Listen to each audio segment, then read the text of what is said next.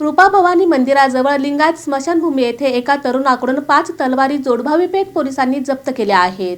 रूपा भवानी मंदिराजवळील लिंगायत स्मशानभूमीच्या कंपाऊंडजवळ एक तरुण तलवारी घेऊन येत असल्याची माहिती जोडभावी पोलिसांना मिळाली। या माहितीवरून पोलिसांनी सापळा रचून मल्लीनाथ गुरुलिंगप्पा निरगुडे वय 43 राहणार भवानी पेठ जम्मा वस्ती याला 5 नग नंग्या तलवारी मॅनसह पकडले। ही कामगिरी पोलिसांनी शनिवारी दुपारी केली। पोलिसांनी जमावबंदी आणि शस्त्रबंदीचा आदेश जारी केला असताना आरोपी निरगुडे यांनी बेकायदेशीररित्या शस्त्र बाळगून शस्त्रबंदीच्या आदेशाचा भंग केला। या प्रकरणी कॉन्स्टेबल दत्तात्रय दगडू काटे यांनी सरकारतर्फे दिलेल्या फिर्यादीवरून आरोपी मल्लीनाथ निरगुडे याच्या विरुद्ध जोडभावी पेठ पोलीस ठाणे येथे गुन्हा दाखल झाला आहे। आरोपीने शस्त्रे कोठून आणली, कोणास विक्री करणार होता, तसेच यापूर्वी त्याने कोणाकोणास शस्त्राची विक्री केली आहे याबाबत तपास सुरू आहे। ही कामगिरी वरिष्ठ पोलीस निरीक्षक सूरज मुलाणी यांच्या मार्गदर्शनाखाली सहाय्यक पोलीस निरीक्षक श्रीकांत महाडिक, खाजप्पा आरेनवरू, शीतल शिवशरण, शिवानंद लोहार, बसवराज स्वामी, दत्तात्रय काटे, अभिजित पवार, निलेश मारुती घोगरे, विठ्ठल काळजे, सोमनाथ थिटे, दादासाहेब सरवदे या पथकाने केली आहे।